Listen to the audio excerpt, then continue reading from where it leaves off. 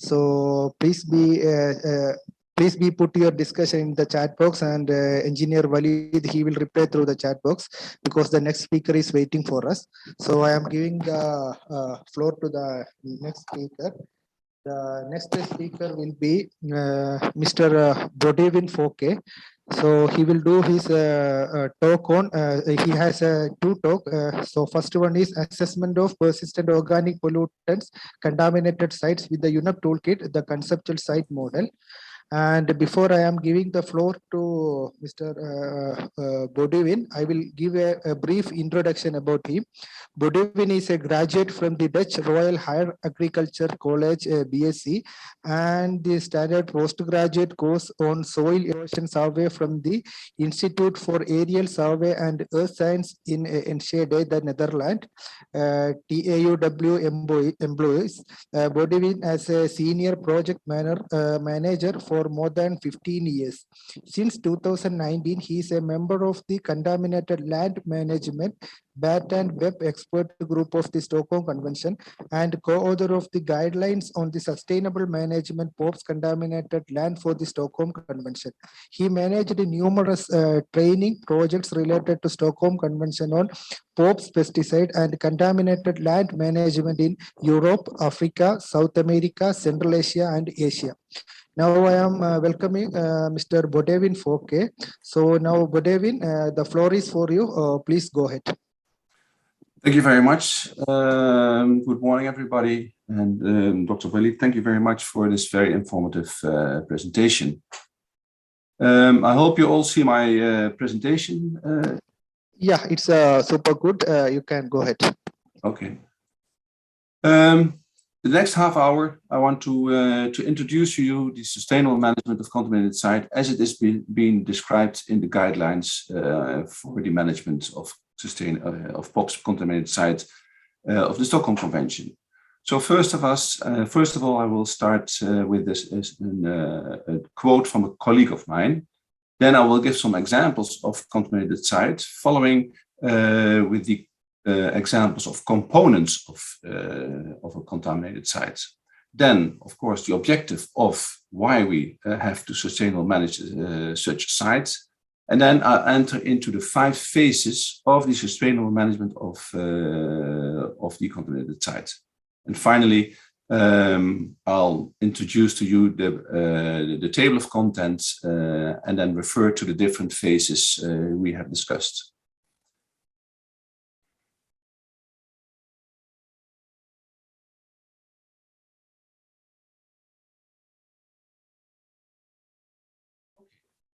Dealing with contaminated sites. This is a quote from one of the experts working for the ministry. And he has written a book. I'll read it. When you have a wide scientific knowledge concerning contaminated fields, soil and groundwater, human health risk assessment, ecological risk assessment, groundwater-related risk assessment, and have experience with designing cost-effective risk management solutions, and have a creative personality and have good communication skills, and are in a position to take policy decisions, go ahead. Otherwise, build a team to deal with contaminated sites. So I think this is a very important lesson learned. If you start doing this, you need experts on many fields. So actually, what is a contaminated site? I have here 6 pictures from contaminated sites where I worked. One PCB contaminated site in Bosnia and Herzegovina. Here, due to flooding, depot of PCB contaminated site has been spreading around and contaminated the soil. This is in Turkey. This was a store full of the production waste of lindane, and of course contaminated the soil around because the roof was leaking and the floor was not liquid tight. This is another site, PCB contaminated site in Montenegro. They had stored capacitors and transformers, and it was including a repair shop, but also here spills happened on the concrete floor, and due to runoff, the surrounding of the concrete platform was contaminated. or is still contaminated. It will be soon remediated. This is another picture. This is in, I'm now on the bottom left. This is in Vietnam. This is on the Ho Chi Minh Trail. During the war, they had also problems with malaria, and so a lot of DDT was used to combat malaria. But the remains are still there, and on one of the sites we have taken away all the pure products. This is in Tajikistan. This is in front of an agrochemical storage facility due to improper handling of pesticides. The soil around this pesticide store was contaminated, and this is in Serbia, PCB contaminated storage sites due to all kind of things and also mismanagement. The site was contaminated with PCB. But I have shown you different sites, but each site has or is built out of components. And I have recognized 5 components, and also on the site which was demonstrated by Dr. Walid, I saw the same component. First component is pure pesticides, nicely packed, not properly packed, but the pure pesticides or the drums and the barrels. This is one component. The other component is buried pesticide or buried hazardous waste on site. I heard from the story of Walid that also at your site you have pits with hazardous waste. This is an example of Tajikistan near the border with Afghanistan, and here during the war this dump site was looted and the pesticides were sold abroad. This is the other component, and the other component is contaminated building. On your site, if you have pesticides stored and you have them in the store, and your barrels are leaking, then your floor is contaminated. So one other component is contaminated building. And of course, then we have the last component, the contaminated soil and groundwater. So if you have to deal with this, you need different approaches for these different components. But first, before we go into details, I would like you I would like to share with you the objective. The objective of the sustainable management of contaminated sites. Of course, it's to protect humans from contact with the contaminants. Direct contact through dermal contact, swallowing and inhalation. And also through indirect contact, through the food chain and water. But also to protect our ecosystem, our environment, protect soil and groundwater from getting contaminated, protect the drinking water resources from getting contaminated, and protect, of course, your surface water. And then the objective of the sustainable management is also to prevent off-site migration or migration of your contaminant, prevent contaminants to become airborne, prevent contaminants to run off, and prevent contaminants to leach into your grounds. These 3 environmental risks, or these 3 risks, are also referred to as environmental risks. Now we come to the sustainable management of these sites. To structure this process, we recognize 5 phases. The first phase is the preliminary site assessment. The second phase is the detailed site assessment, or site assessment, I call it. The third phase is the site remediation assessment. The fourth phase is the remediation management, the actual remediation. And then last but not least is the site monitoring and aftercare. And I'm saying this because a lot of sites, when they are remediated, they still have remaining contaminations. So they have probably remaining risks. So monitoring and aftercare is also a very important phase in your management, because it has to sustain the investment of the earlier phases. Of course, I cannot go into much details, but these are the deliverables of the phase 1. The preliminary site assessment deliverables are an initial conceptual site model and a preliminary risk assessment or a tier 1 risk assessment. What is an initial conceptual site model? An initial conceptual site model is is understanding of the site by using available information and make pictures, cross sections, and tables without going to the lab and taking samples. This is just to collect available site data and make the understanding visible for others how the site is contaminated. How do you think it is contaminated? This is, of course, based on expert judgment and on a site visit, discussion with site owners, discussion with site take care people who are on the site working. But it is your understanding without expensive survey of the site. And what you do in such initial conceptual site model, you try to identify the source, you try to identify the potential receptor pathways, source receptor pathways, and the receptors.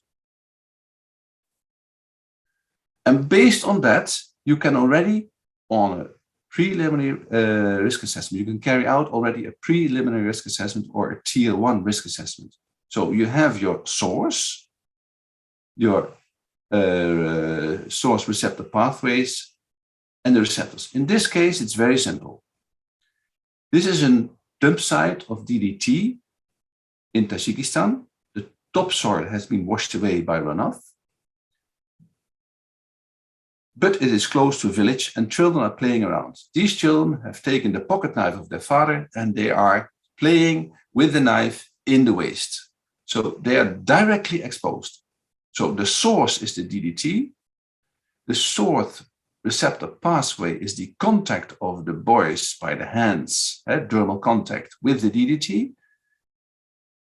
Also, they will inhale vapor, so inhalation, and they will touch their hands with their mouths, so they have also ingestion of these contaminants. So the receptors are the boys. So it's very clear these boys are exposed to hazardous waste, they will be affected.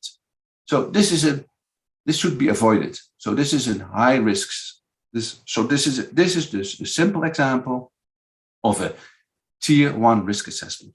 I did not do any survey. I only took this picture from the boy and I saw, and based on my judgment, on my expert judgment, I know that these boys are at risk. So what has to be done, emergency measures, is send the boys away, put a fence around it. So this is a simple example of a preliminary risk assessment. Okay, if we have done the preliminary risk assessment, we go to the swift site assessment, meaning that we are going to make the initial conceptual site model and the preliminary risk assessment. So the phase 1 is a desktop study, all your available information, you visit the site, and then I have here a reconnaissance survey. Sometimes you are at the site and you have a large amount of powder, white powder. You don't know what it is, but you suspect that this may be production waste of lindane, and you want to know because this is very determining for your next phases. So you take the sample and you bring it to the lab, and the lab will tell you, no, it's a fertilizer. Okay, luckily it's a fertilizer, so it doesn't cost me much to remove this. If it is hazardous waste, yes, you need a lot of money, and it will be determine the cost of your remediation. So in this phase, you already do a few samples to get at least an idea, if they're a large quantity, what they are. But I told you that we have different site components, and what we do now is we are going to plan the next step, which is the phase 2, the site assessment. But we have on this site, the example Walid showed, stocks of pesticides, contaminated building, buried pesticides, and contaminated soil and groundwater.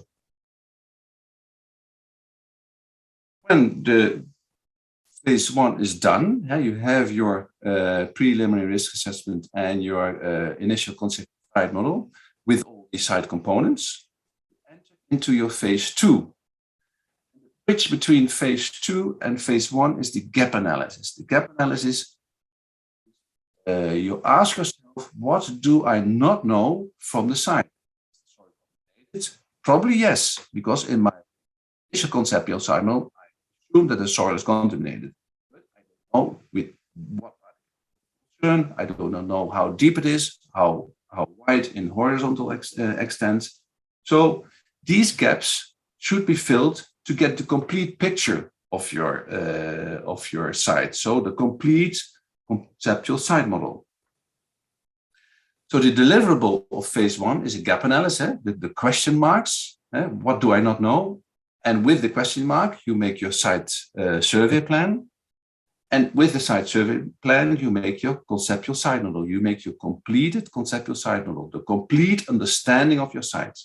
If you have the complete understanding of your site, you know your sources, you know your receptor pathways, and you know your receptors, then you can make your risk assessment, the tier 2 risk assessment. And the tier 2 risk assessment confirms your risks from your preliminary risk assessment, or they are rejected.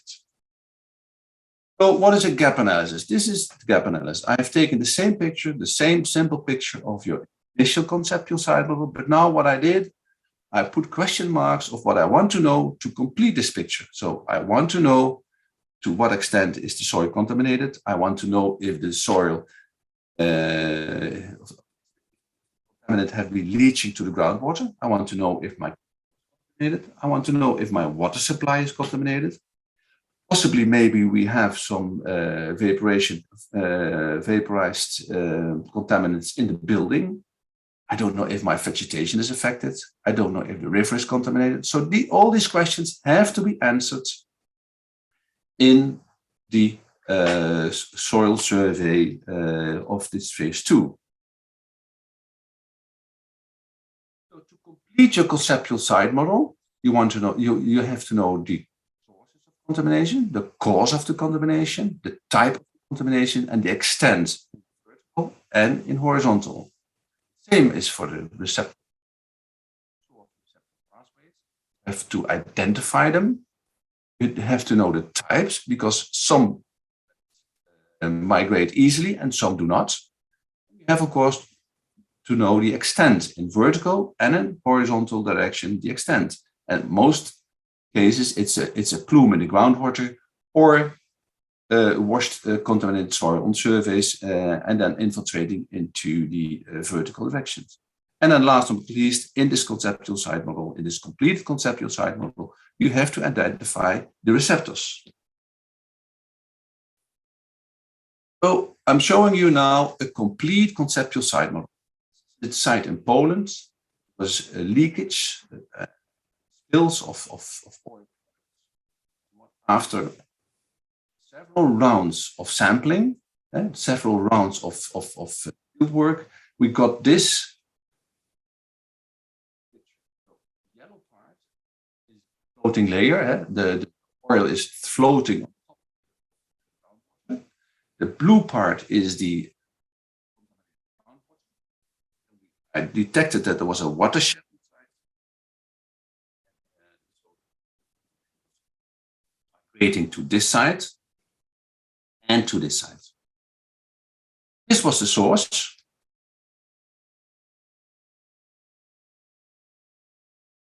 Tanks with oil and other products leaking. This was the pathway, the groundwater here. The tanks were leaking and the migrating on top of the groundwater downstream. These are secondary sources. Also, this LNEPO, the light non-aqueous phase, is now a second source, a secondary source. And this is my receptor. This pathway, the groundwater, was emitting to the surface water, entering, and this surface water finally entering into the Wisla, the large river. This is my complete conceptual site model. This is not done within a month. No, to get this picture took us at least a year. So the deliverables of phase 2, risk assessment, risk assessment, and you quantify the direct potential and level. You do that for the human health, for the ecology, and for the migration. And tier 2 risk assessment is you analyze samples, of course, you know, and the analytical results are tested against national reference levels. And if you don't have, you can use from other countries, but you can also use risk models to do this.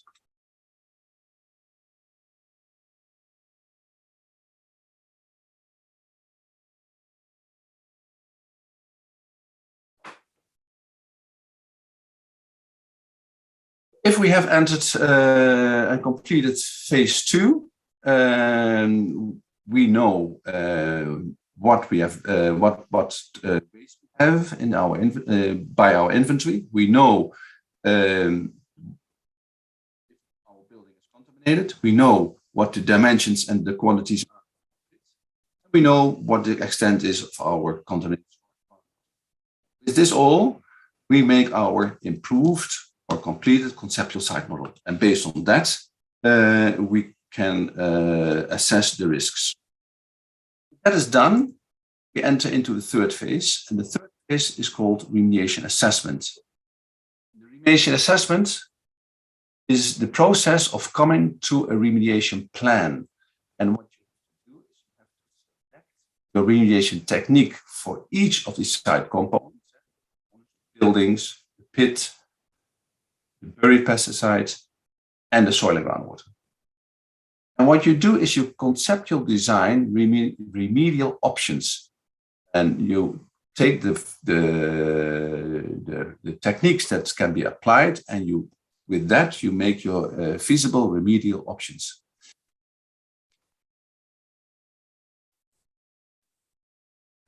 When you have these remedial options, you select the best remedial options, meaning the options that reduces the most risk, not entailing a lot of for the best environmental merits, and not entailing excessive costs.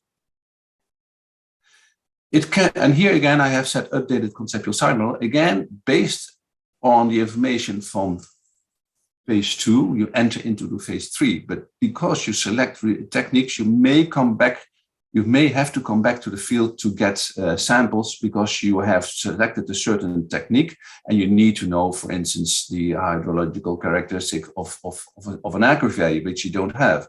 So allow yourself in this phase to go back to collect more information necessary to design a proper remediation plan, a proper remediation. And with that information, you update your conceptual site model.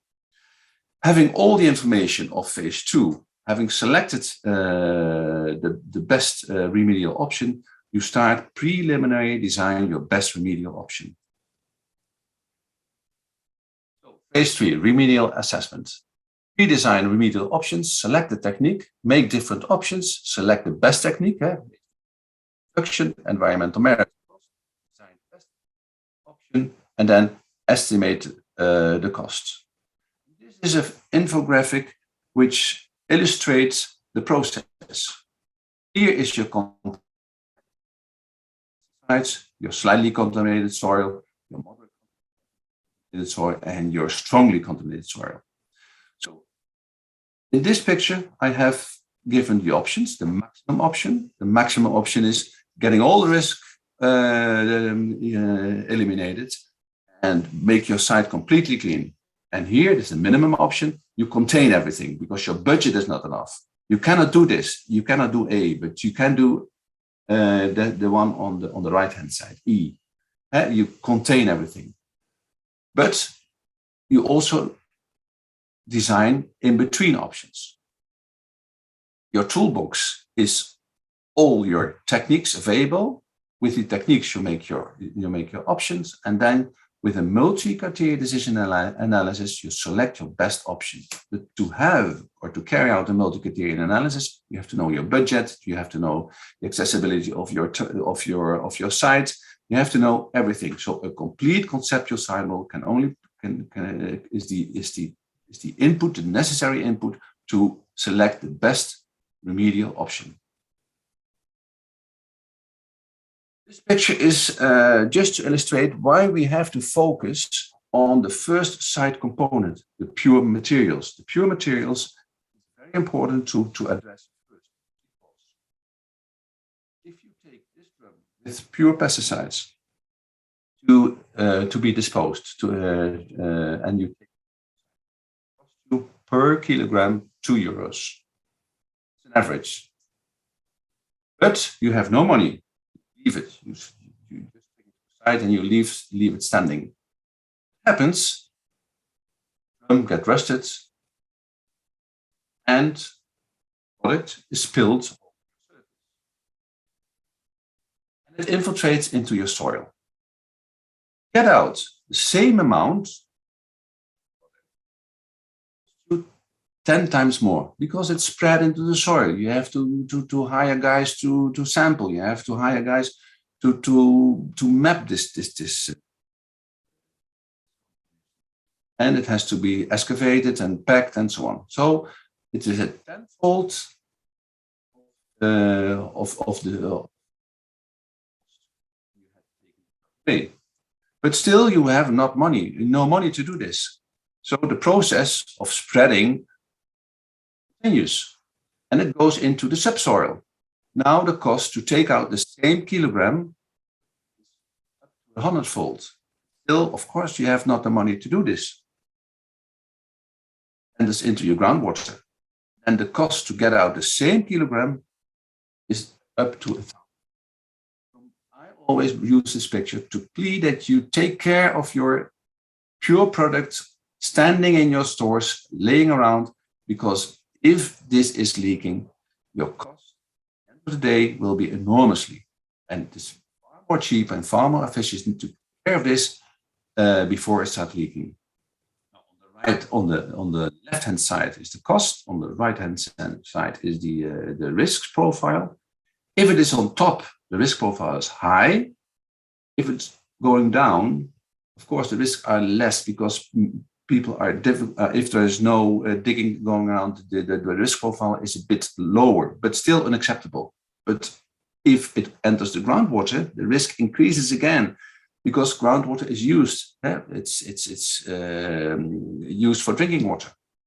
So my message is, take care, have good housekeeping of your store where you have your pesticides, because if you don't do that, you are confronted with excessive costs to remediate.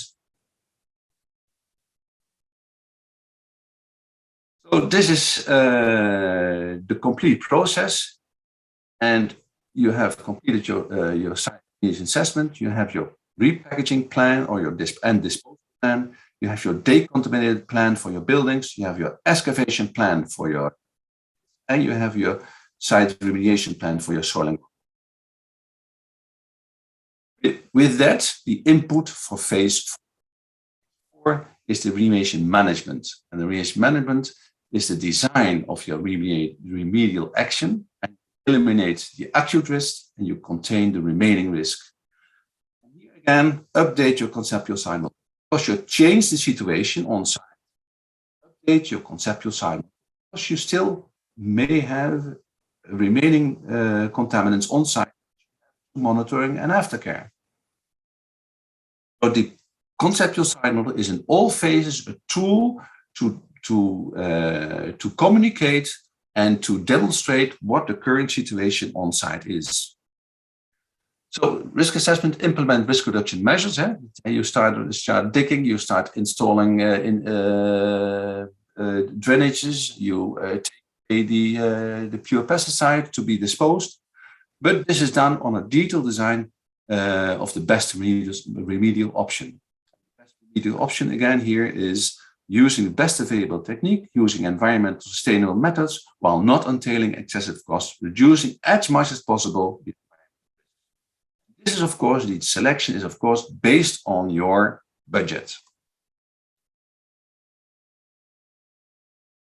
Remediation management. So the remediation strategy.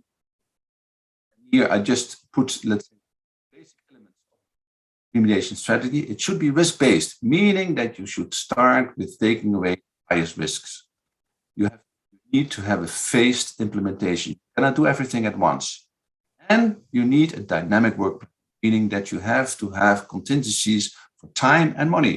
Because I'm pretty sure that if you start remediating your site, Dr. Walid demonstrated, you will see surprises, because for years activities have been going on, and for years things are being done without being recorded. So have a dynamic work plan. But you start with eliminating the direct risk. Remove the source. I demonstrate you with that with the barrel. Excavate, repack, and destruct. Cut off your pathway. Control erosion, because one of the most important pathways is erosion. Protect your receptors. Fence your site. Restrict land use. Don't allow these children to enter. That is, protect your receptors. Then you contain your potential risk. You maintain a fencing, fence it so animals cannot enter the site. Maintain restricted land use. Please have a watchman and make sure that the children are not entering the site, or unauthorized people enter the site. Implement erosion control measures, pump and treat contaminated groundwater, and one of the ways to control erosion is restore vegetation cover. So this is in a nutshell remediation actions on a site like Mr. Walid demonstrated. Here, site remediation, pack and dispose of waste, decontaminate and clean and remove your contaminated building, excavate and dispose the hazardous waste from your pit, and remediate your soil and groundwater. And the deliverables are a detailed remediation design, evaluation, and then of course self-evaluation, update concept, and a monitoring and aftercare plan. Because here you know what are the remaining risks and what needs to be done to sustain my remedial investments. Here we're coming to the last phase, monitoring and aftercare. You have remaining risk, so you need to control and to monitor it, see what the situation is. With this monitoring and aftercare data, you update regularly your conceptual site model. Here, an example of monitoring. And on the right side of the picture, this was a containment area. Here, contaminated soil with pesticides brought in. And this is a phytoremediation plot. But the neighbors found it very easy to just break the wall and to drain excess rainwater to the site, which was not allowed. But it enhanced the migration of contaminants to the subsoil. So monitoring is inspecting and repairing containment measures, sample and analyze the groundwater quality, sample and analyze drinking water quality, if there are water wells or water piping, and sample and analyze surface water, if the surface water is nearby. So you need to have a monitoring and aftercare plan based on your updated conceptual cycle. This is what we discussed. This is the complete process of managing such sites, and here, here is the last phase.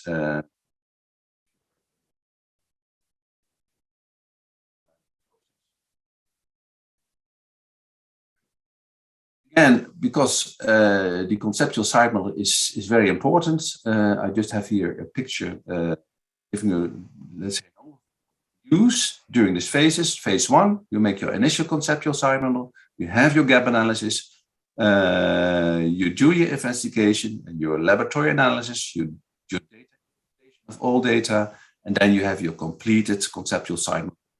Input for phase 3, your remediation assessment. Maybe you have to do testing again, or you still have questions. You do the interpretation of your data, you improve your conceptual site model, and with your selected remedial options, you go to phase 3. There again, phase 3, you change the situation. You take samples to control if you have completed your remediation. You update your conceptual site model. And with this updated conceptual site model, you go to phase 5, which is the monitoring and aftercare. And based on the monitoring and aftercare, results, you update your conceptual site model and see if the contamination is decreasing or increasing. And then if it does, you have to take action. Now we come to the guidelines, and this is my last slide. In these guidelines, the approach is described. The guidelines will be soon available on the website. And we have 9 models. The first model is background on the POPSCON side. The second model deals with phase 1 and 2. Then we have chosen to have one single model for environmental risk assessment, and that's of course dealing with phase 1 and phase 2. Then the principles and approach of contaminated site management and remediation, and this covers phase 3, 4, and 5. Then we have a separate model, model 5, on remediation technology and techniques. That covers, of course, phase 3, 4, and 5. Then separate model on the technology selection for remediation, which actually is the remediation assessment. And then we have a separate model for safe health and safety. And then we give in model 8 words on the legislation, the policy, and inventory development. And in model 9, we give an example, and that's an example of Vietnam, where we implemented this strategy.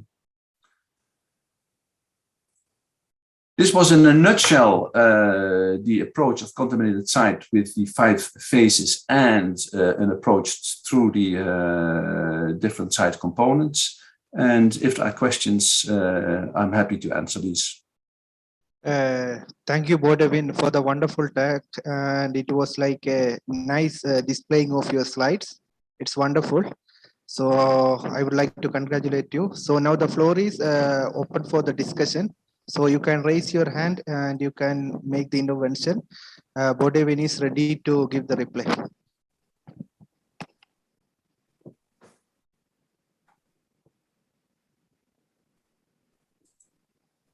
Yes, Walid, please go ahead. Okay.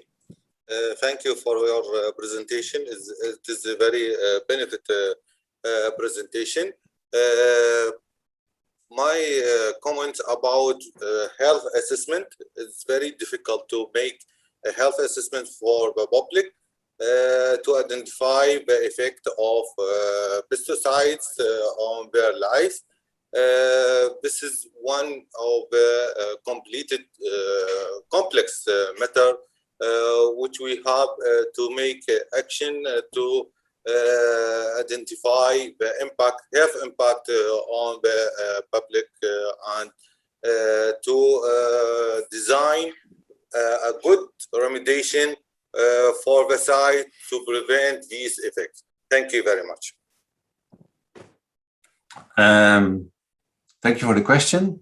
I fully agree that making a risk assessment, and especially the tier 3 risk assessment, is difficult.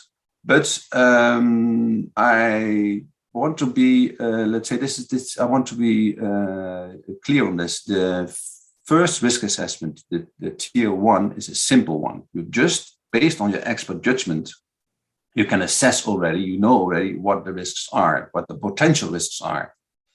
And with your survey in phase 2, you confirm or you reject the potential risks. And you don't have to, let's say, prove that people are exposed. I don't have to prove that these children are exposed. I can see that they are exposed.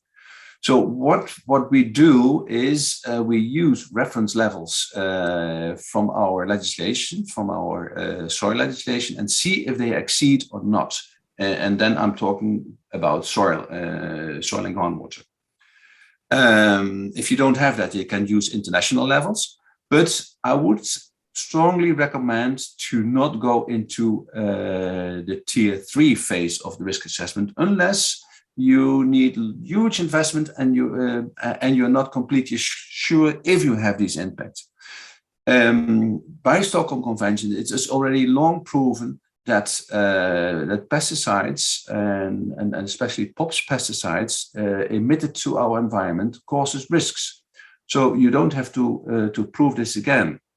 So in my opinion, what you need to do is to complete your conceptual cycle of your site, and for soil, see if they exceed these reference levels. And these reference levels, which are available, I mean, we have a set, there are other countries, they are always based on risks.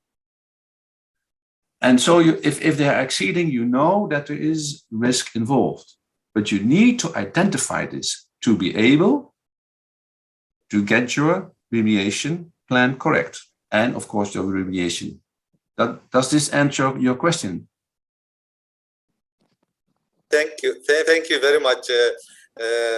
Actually, the health impact assessment is very important for the political, not for the public, because we have to tell them about the impact. If they see a health impact, oh, it's very a big problem. But if it is an environment problem, okay, we can delay now. So for the funding from the government, it's very important to make a short health impact assessment for funding our activities. This is what I say about this matter. Thank you very much. Yes, I understand. Because to remediate the site is a large investment, and you need to have motivation why you do that. Yeah, okay, I understand. And then of course I would, but this can only be done when you have your completed conceptual site model, and with that you select, let's say, the people at risks, and then you may step into this exercise to convince your politicians to fund the project. Yes, I understand. Okay, thank you. Mr. Amir, please go ahead. Okay, thank you. Thank you for your presentation, and it's rich of useful information. Actually, one of the most important subject is how we can manage our assessment in the contaminated site, because it's the base of our successful project in the management of the contaminated site. Actually, we assessment many locations in Iraq. We have 100 contaminated sites, but in our work we reached just maybe in the 3 or 4 phase, 5 phase monitoring and aftercare. We until now we are not manage it just in one location because there is difficult to convince the decision maker that this location, after we assessment and clean up this assessment, this location, we should monitoring this some years. Here in Iraq, it's actually hardly to convince the decision maker of. My question is this mechanism or guidelines we can apply it of all kind chemical compound or just both? For example, heavy metals or petrochemicals, and phase 5 we can apply for all contaminated site. Thank you. Yes. A full yes. This is an approach for all contaminated sites, but because you're talking about POPs, I focus on POPs. But this is an approach which can be used for all contaminated sites. And as you said, you have hundreds of contaminated sites, and you selected one. I would like to mention that this is just an introduction. Each phase needs. If I explain that in each phase, it will take me more time. But the first phase one, the preliminary site assessment, is actually a cheap phase. If you have your experts there and you field, within a day you can make this initial conceptual cycle and you can do your preliminary risk assessment. And based on that, if you do that and you have your 100 sites, you can select the site with the highest risks. And that's what I mean with risk-based approach. This phase will allow you to do that. And then you can say, okay, my phase, my site in my site A has the highest risk. So let's focus on that because our budget is limited. So we should start with that site. And based on the conceptual site model, you can also implement a risk-based approach on your phase itself, because you can say, okay, these are the hotspots. These are the spots which causes human exposure. I'll focus on that. And I would like to emphasize that fencing aside, taking care of your drainage, good housekeeping, simple measures which are not very expensive do already reduce a lot of your environmental risks. If you do not allow these kids to enter, I mean, you have reduced an enormous impact on the health of the children. So please, yes, remediation is expensive, complex, but good housekeeping. Put your drums straight, put your drums inside a shed. Don't allow people to enter unauthorized and just bringing uncontrolled hazardous waste to the site. That is already a huge improvement on the risk profile of such sites. Thank you. Yeah, exactly. We actually, as our assessment in the contaminated site, we just classified this site, it's hotspot or not, but we are not reached to the remediation management or to the monitoring, because it's a huge number. We have a huge number of contaminated site, and as you know, it's expensive and cost. When you speak about cost, it's hardly to convince the decision maker to supply you by the money to dealing with this. We have now a list about the hotspots in Iraq, and we trying to clean up maybe 7 or 6 locations, the most hazards, especially the location is nearest of the cities and the river and something like this. So we reached just to the third, remediation until now, just the phase 1 and 2, I think.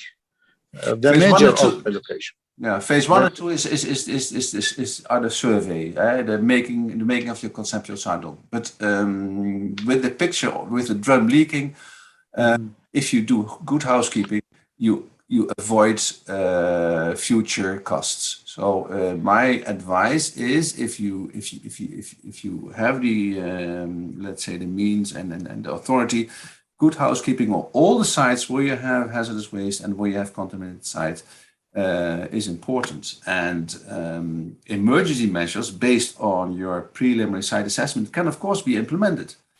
Again, it's getting a bit dull, but again, a fence is not so expensive, but it prevents already a lot. For instance, restoring your vegetation cover prevents wind erosion, so contaminated particles to get airborne.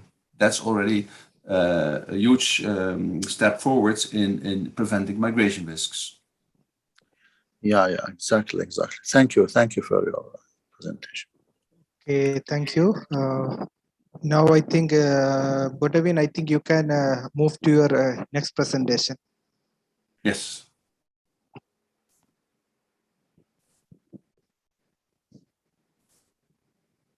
I have to switch, so it will take a bit of time. Yeah, sure, no problem.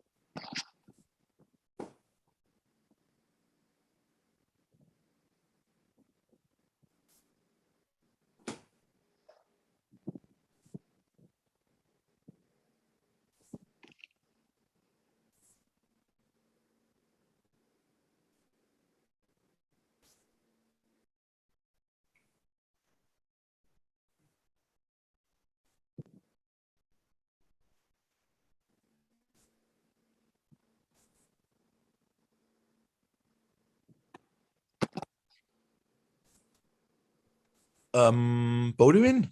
Yeah? So yes, so you finished the first presentation, right? Yeah. And you have also seen, I think, some information of this pesticide site from Iraq. Yes. Yeah. So maybe do you have a first? I mean, when you look to your faces and your approach, and I mean what you have heard from this site in Iraq, do you have a first recommendation?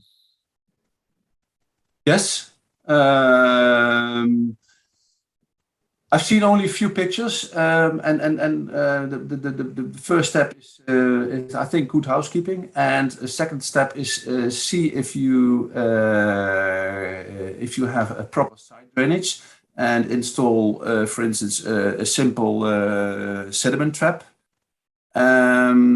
Secondly, make sure that the site is fenced and that you have no unauthorized people, and people who are on site, that they use the proper protective gear to be not exposed. Yeah,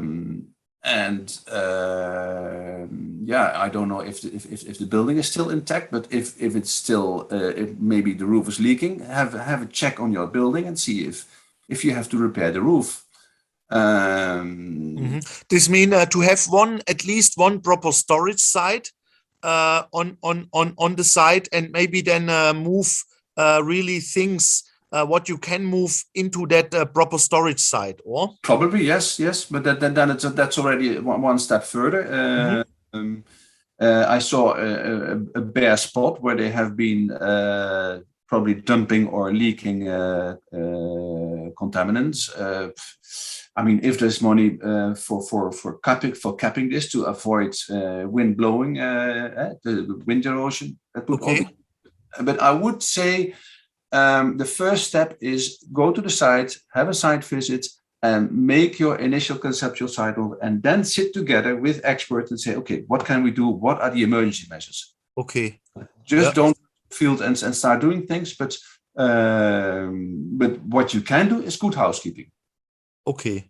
Yeah.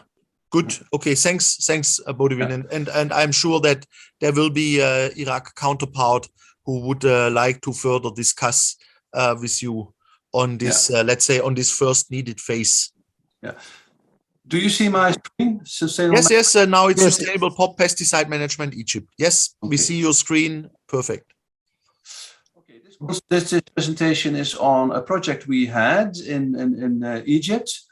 So first, I give you a short introduction on the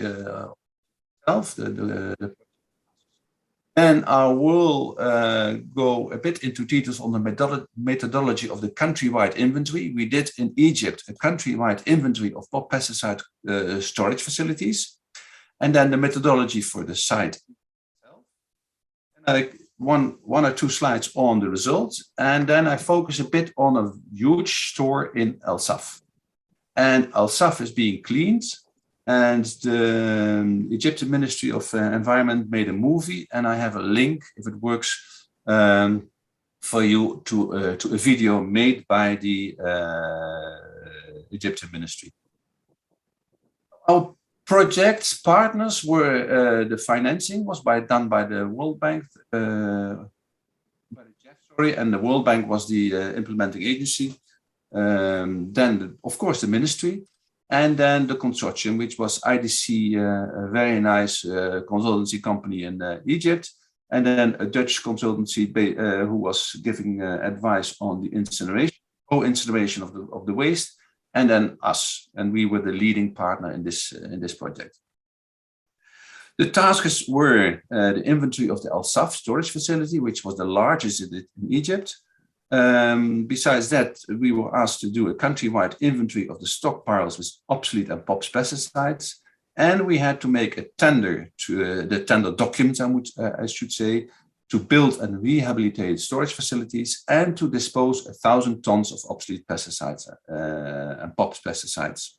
And of course, through this whole process, we had to build the capacity of the project agency, including local counterparts and staff of the ministry. So the methodology of the inventory of the countrywide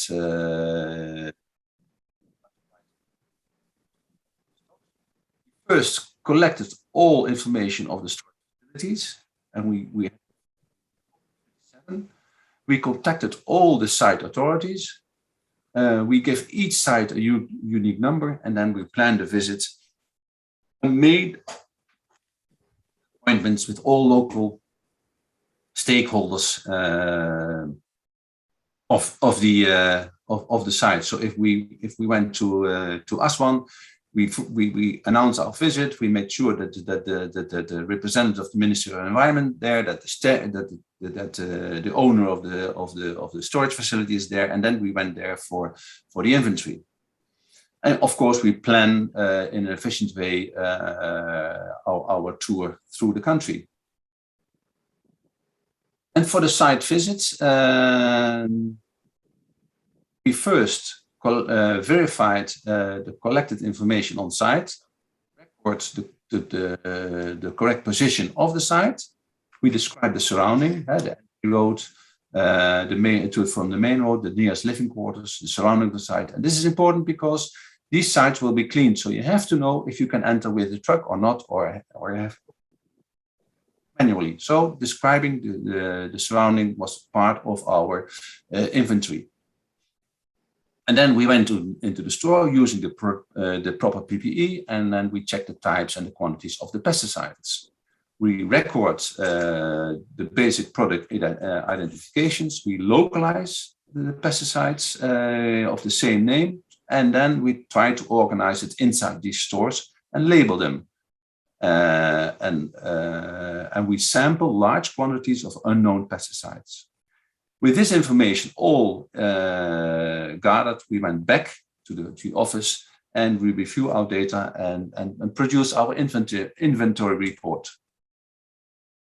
Information recorded was on the standard format, so easily processed. And the entries of this standard format was company name, producer name, product name, type of product, liquid, solid, or the active ingredient, lindane, DDT, endosulfan, and so on. Packaging material, in the packaging, the status of the packaging, completely damaged, partly damaged, or still intact. And then the quantity of the pesticides in the package, the number of the packages, the kilogram or liters per package. In this way, we got the quantity. And additionally, we organized the packages in the storage as much as possible. And on each product type got a number, and each number was photographed. Each package of each, let's say, group of the same pesticide was photographed. So this was before we start, and this is just an example of one corner of a small storage. These pictures, and then after, you see each package has a number with a sticker. Detail. So 905 was this drum. I cannot read it, but 008. Just examples how we did it. Here pictures, and this is necessary for the next phase, for the repackaging. You need to know what you are going to repack for, and the contractor needs to know what waste he has to dispose. This is just a picture how we from other side, from other store. So what we did, we localized the product. We give it a number. Here you have photo, but you see 5 boxes of 901, and so on. Each store Each source was indicated with a number, and this was referring to the number in an Excel file with all the data. And then different symbols were used for boxes, drums, jerrycans, and bags. Very simple, but very effective. If you come to a store and you have to clean this as contractor, you know exactly where to find your mercury, or you know exactly where to find your endosulfan or other types. Here is a snap of the Excel file, this database, the number, the company, the common name, the quantity, the active ingredient, the percentage of the ingredients on the label, the formula, the molecule weight,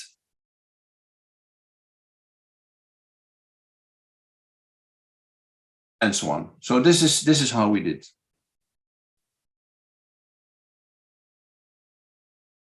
Here, sampling of pesticides of unknown type, only in case large quantities of unknown types, and then it was analyzed for POPs, chlorine content, sulfur content, nitrate, nitrates, phosphate, heavy metals. This was the standard analysis. Here you see us working, collecting information, collecting a sample, and you see our full PPA. We have mask, gloves, cover overall, taped, this is taped, this is taped.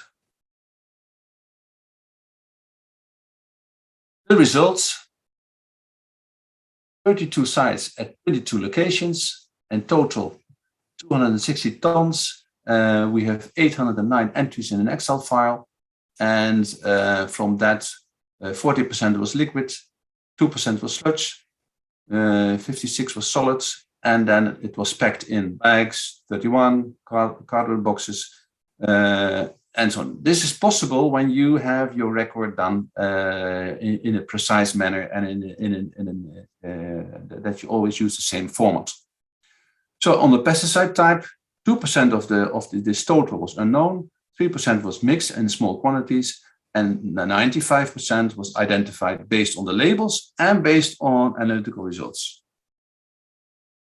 Now, this is ELSAF, and ELSAF will be the site of the video.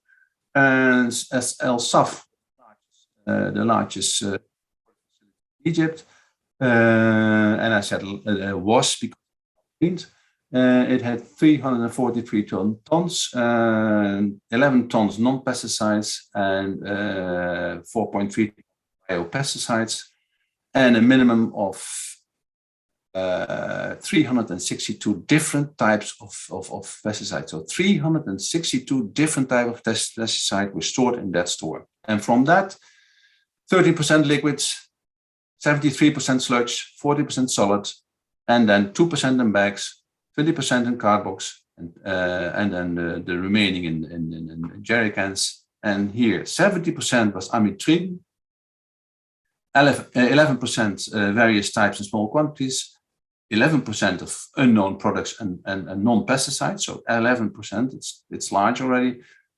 2% was mancozebes, dithiocarbonated non-systematic agriculture fungicide, and then 1% was malathion. So in this way, by having a record correctly done, you can get a lot of information. And the contractor I spoke later was very happy with our inventory because he had not much surprises during his cleaning of the store. These are some pictures from the store. And you see the enormous quantity. This was all being arranged with labels, and all the types were put together. If you want, I can go into a more detail later, but I can show you the map made of this. You see here on the pillars A, B, C, and here 5, and this is also 5. So each square was given a number, a coordinate, and in each coordinate we had then a map made as I showed you. So it was for the contractor easy to trace different type of pesticides to get out. I mean, you don't want to have pesticides mix. So if it was mercury, you could easily go to, let's say, quadrant B5, number 5, 6 was mercury, so you could take it out and process it in a different way. So I will go now to the video.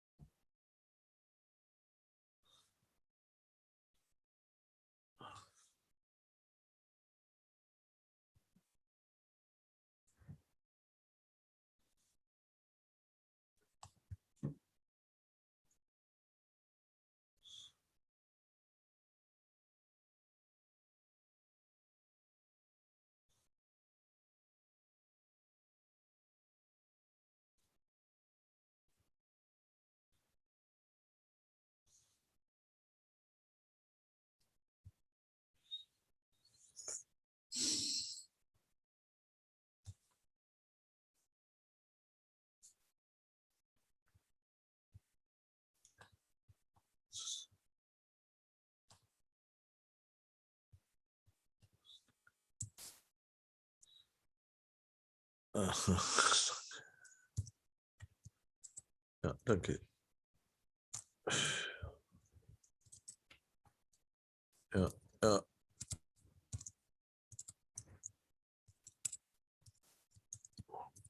Also, morgen, ich bin.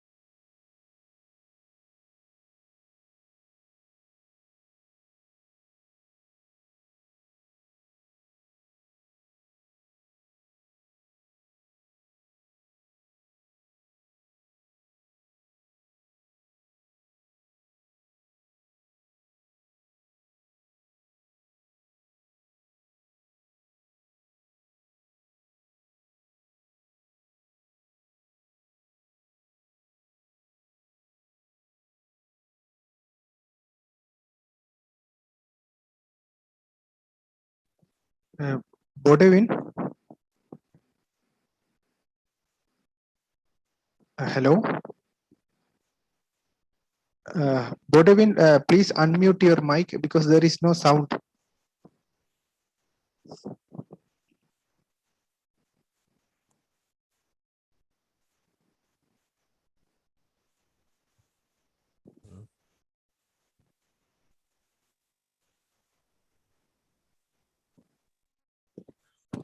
Boudewijn? Can you unmute your microphone? I mean, people can read the text, but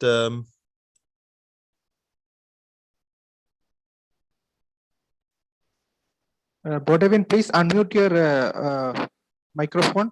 Ah, okay.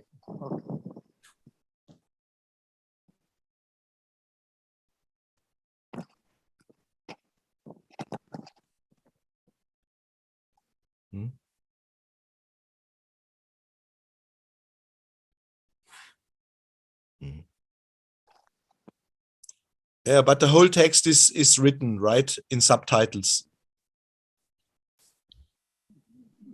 Because Boudewijn, the sound of the film is not. What's wrong? What's wrong? So we do not have a sound. Ah, you do not have sound. Yeah. That's why but now you had or not? Start again. Now you need to restart. I mean, we can hear you. You need to restart the film now, and then we see if we have sound. Please resume the video. Okay, I will start all over again, yeah? No, no, not all over No, again. I think no, from no. there Okay. because people can you can share the link afterwards and people can watch it. No, I unmute because I was afraid that my voice would of noise. No, no. But Okay, I'll try again. If it's not, please contact. yeah, I will tell you.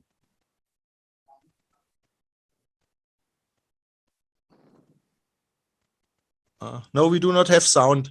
I do not have sound.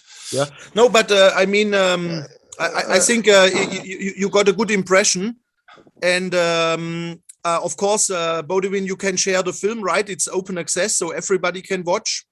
Yeah, I did, but maybe the moderator can show the film because he has it also. Correct? Okay, let me open from my side. Yeah. So I stopped sharing. Yeah. Yes. And maybe yes, or only the second half of the film, huh? Yeah, sure.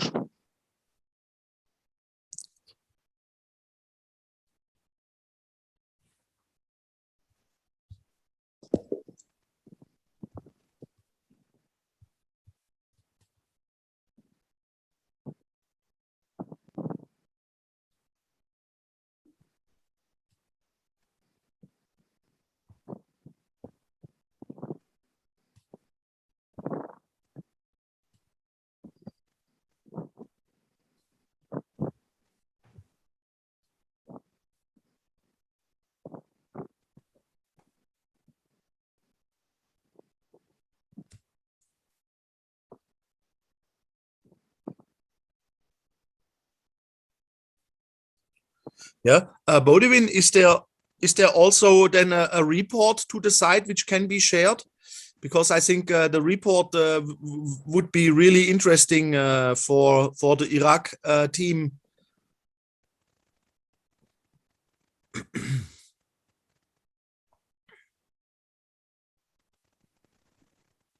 Boudewijn, you need to unmute the microphone.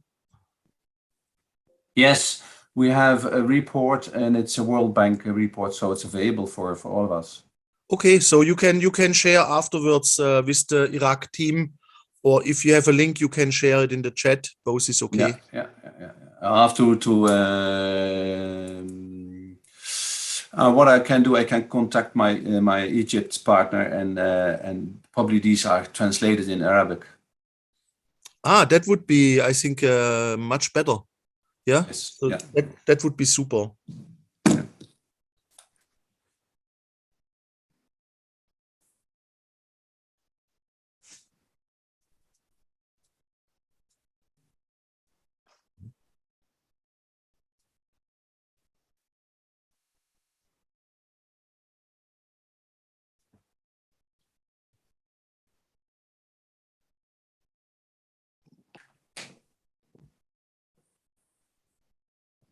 It's strange that my sound was not coming through.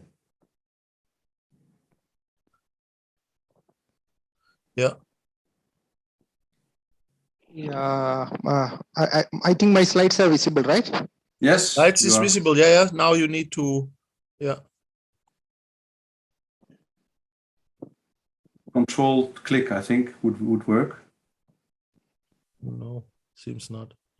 No.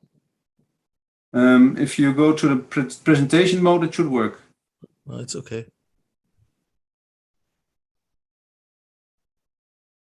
Yeah, now you click control.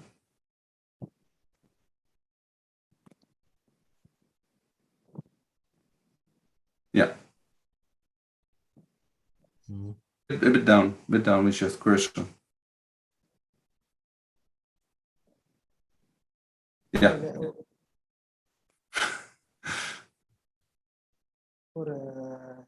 I think let me copy the link. Yeah.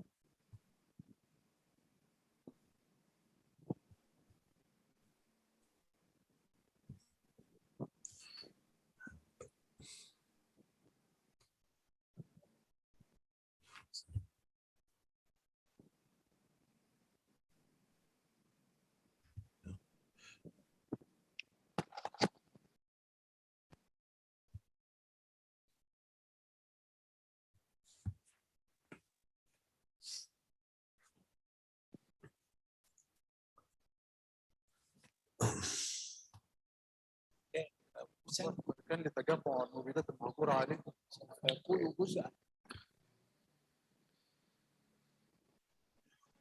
Is sound is audible?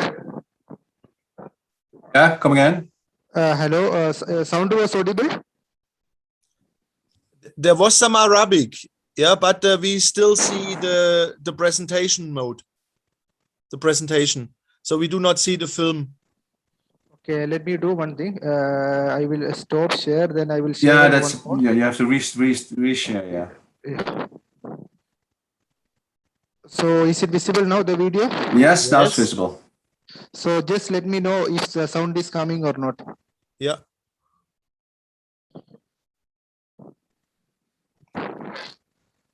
So it was something like 7 minutes, right? Yeah, yeah. It was. Okay. Yeah.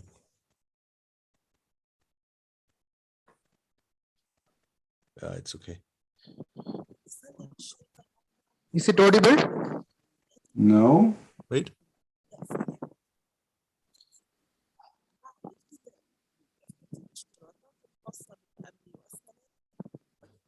مختلف المعدات والملابس الوقائية اللازمة Yeah. Yes. Very low, but maybe you can. Was it audible now? Yeah. Yeah. Yes, Not- but you need full power of the sound. في مختلف أنشطة. Also on your computer.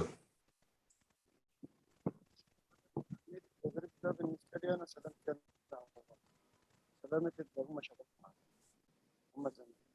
اللي انا استفدت من التدريب دوت ان انا ازاي اخش على الشغل، ازاي البس المهمات بتاعتي اللي انا هشتغل بيها، ازاي انا مهمات اشتغل في السائل او في الخضره او في كل حاجه ليها نوع من المهمات.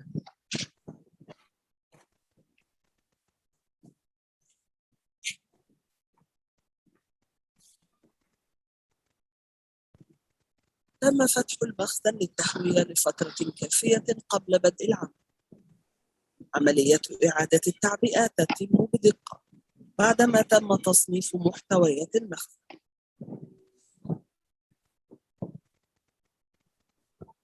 كمية من المبيدات الصلبة يعاد تعبئتها في هذه الأكياس الخاصة المنظورة بطابع الأمم المتحدة. نحن طبعا عشان في الدنيا والستاره البيج باك حاطين المده مواد الصلب، فالكراتين الخارجيه كلها ملمومه على جنبها هي مواد بمعيار الامم المتحده.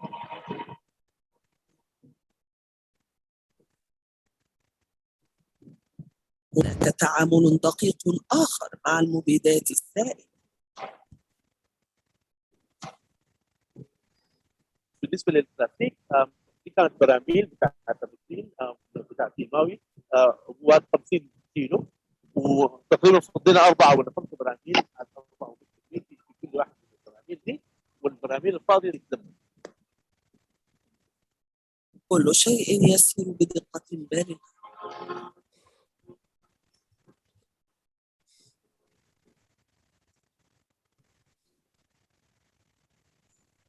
بالنسبه برضه زي البلاستيك فاضيه او البلاستيك، كان عندنا جهاز حصل له شريدنج، يعني قطع البلاستيك ده وبعد ذلك يتحط في بنيه على اساس هيروح برا برضه للحق. بالنسبه للبراميل الحديد عشان برضه هيروحوا معاهم بس تم كبسهم على اساس انه نقدر في كل شكاره نقدر ندخل بين 42 ل 45 برميل في الشكاره وهي مكبوسه، فالصاج هيمشي لبرا وهيحصل له تطهير وهيحصل له اعاده ريسايكل يعني بالنسبه للحديد.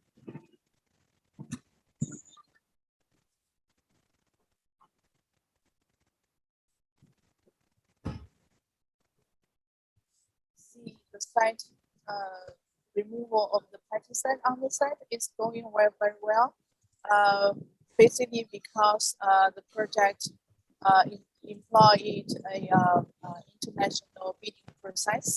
So the country, the project management unit did a very good job to select a very good international company.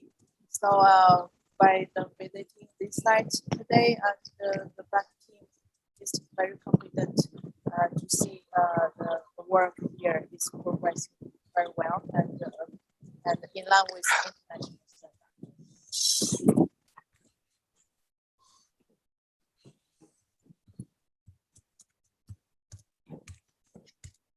تستخدم أحدث المعدات والأجهزة.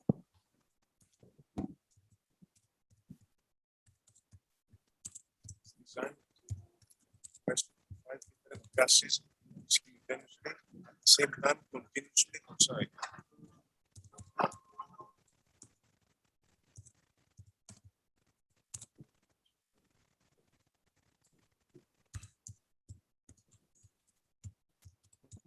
في إطار الالتزام بالجدول الزمني ودقة الإنجاز وظروف الشحن، توضع محتويات المخزن أولاً بأول في حاويات خاصة استعداداً للسفر على 3 مراحل متتالية.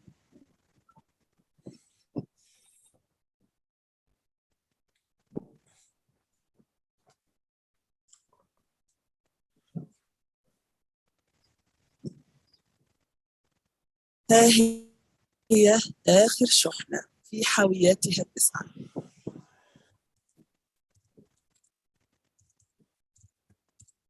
والمخزن الذي كان مملوءاً بالمبيدات الخطرة قد تم تطهيره بالكامل. We took over a very difficult task and a very important task for the people of Fetch. After the repacking operations, we cleaned thoroughly the whole store. First, we began cleaning the ceiling and brushing. Then we brushed the walls, and then we decontaminated the floor by brushing again. And there were some parts that were, the chemical was saturated in the cement. So we excavated the cement and we applied new cement on the top of that. وقد توج التعاون ما بين وزارتي البيئة والزراعة بأن صدر القرار. فلقينا أي منتجات فيها رواكد بنجيب صاحب الشأن سواء المستورد أو المنتج ونحمله هذه المسؤولية، وعليه أن يقوم بالتخلص منها بالطرق العلمية السليمة وأن يدفع تكاليف هذا القرار.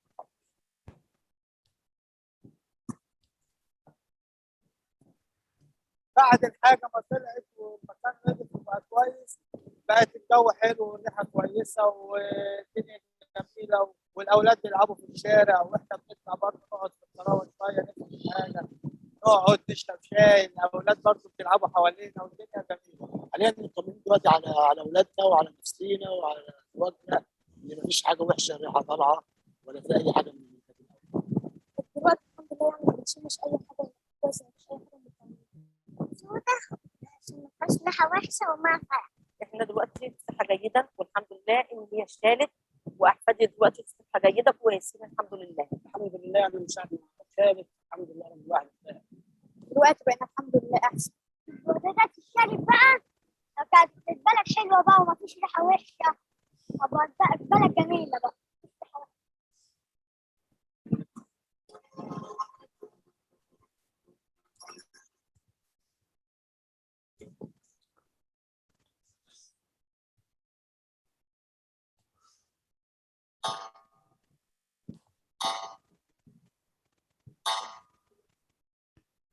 تعلن دقات الساعة منتصف ليل 19 من يونيو 2019 الرصيف 96 بميناء الدخيلة يشهد اللمسات الأخيرة لتحرك السفينة نورثريجي.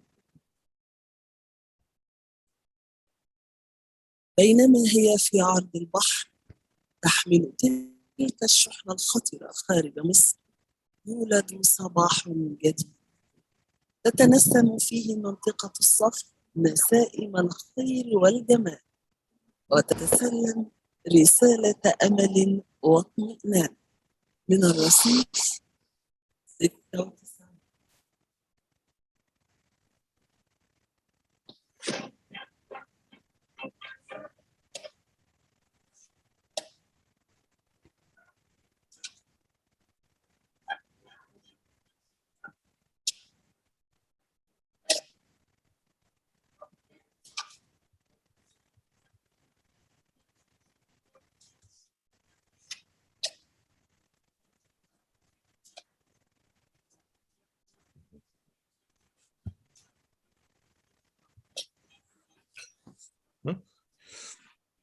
I think, Yasser, that was it.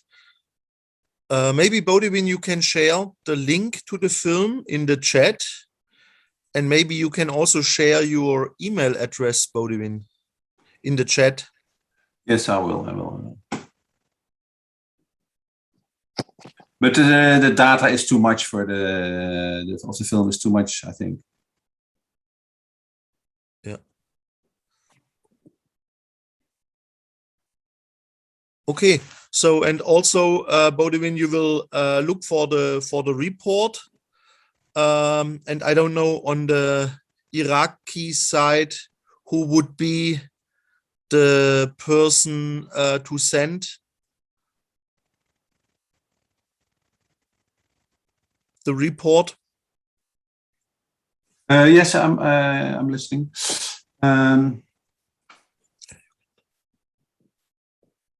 Yeah, and you can continue, Boudewijn. I mean, to finalize. I'm finished. I'm finished. Okay, good. But thank you very much for your attention. This was the end of my presentation. Okay, thank you, Boudewijn. So now the floor is open for the discussion. Okay, before I'm giving, so Boudewijn, in that video there was a sensor-based instrument, so which was detecting 5 type of gases. Which one it was? This was an XRF. Okay. And XRF is used for identifying fluor content, but you have to calibrate. Yeah. Okay, so for that bromine content, okay. We have that instrument. Okay, fine. Yeah.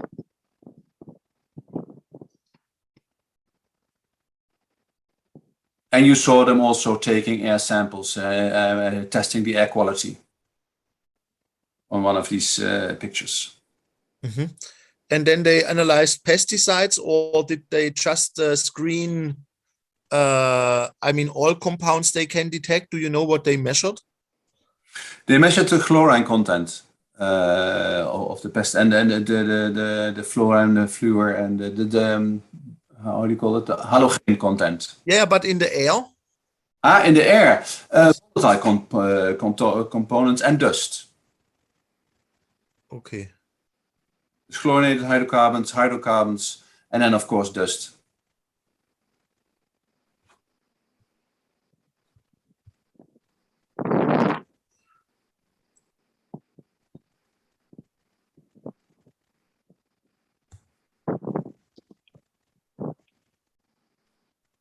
So there is a chat in the chat box.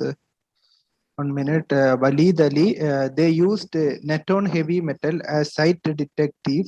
I don't think it's useful. Boudewijn? I'm not familiar with that. I know. I mean, of course, it's useful because you need to know that these waste are exported finally for incineration. And what you need to be clear is that there is no mercury pesticide. So if a mercury pesticide would come in a waste incinerator, the whole mercury would be distributed in the chimney. So therefore, companies which are packing pesticides in developing countries where you do not know what pesticides is around need to be sure that there is no mercury pesticide involved.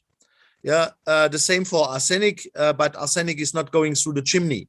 So therefore, I think this screening with the XRF is, of course, very useful, considering that finally these pesticides are incinerated. The same for the cement kiln.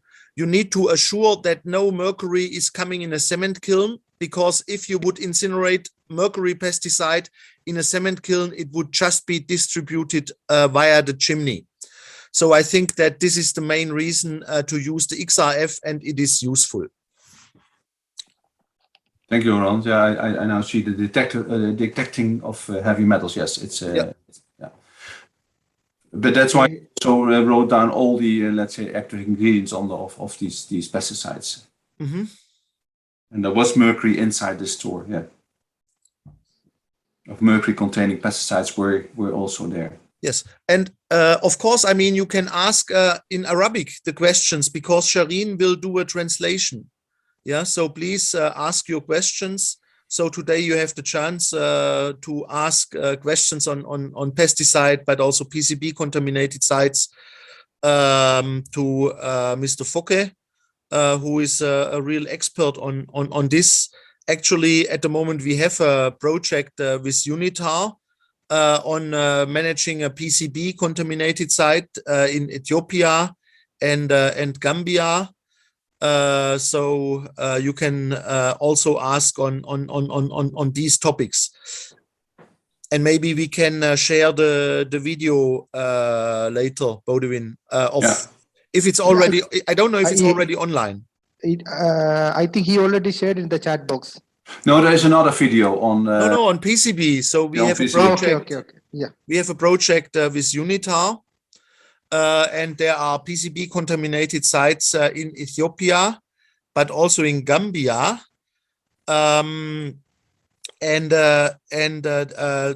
Therefore, it is quite interesting because in Iraq, you certainly have PCB contaminated sites. So now come the question, does it measure the heavy metals in pesticide as product? Yes. Yeah, sure. And of course, both. I mean, you can also measure the heavy metal in the soil. So for this XRF, there are specific programs. One program is mainly for plastic and let's say additives in plastic, but there is also a program for these high level XRFs where you can specifically use it for the detection of heavy metal in the soil. Yeah. So yes, you can detect heavy metals in the soil, but you can also detect heavy metals in pesticides. Yeah. But you have to calibrate it. You have to adapt, and you have to be welcome. Yeah. Yeah, you have to have the library inside your XRF should be completed with these components. Yeah, sure. There are different programs. Like I said, these are really softwares which you can buy for, let's say, high-level XRFs, and you can specify it really for soil. And like you said, yes, for this XRF, you have also standard materials, reference materials which you use for calibration. Yeah, and what we do also is, for instance, we have now a project in Macedonia, and we use XRF for the chlorine content in the soil, and then we analyzed these samples also to calibrate the chlorine content with the contamination on, in this case, HEH. To understand if yes, if there is other chlorinated compounds, or if the specific pesticide you consider most polluting already accounts for 90% of the pollution. That's very interesting. So what we do is we have taken 9 samples, and we have all read that with XRF. So for each we have a certain chlorine percentage, and these samples are going to the lab, and then for the same location we are going to use that as our reference. Okay. Yeah, thanks very much. Okay, then if there is no more discussion, then we will have a short break now. So we will be resume back after 10 minutes. Okay.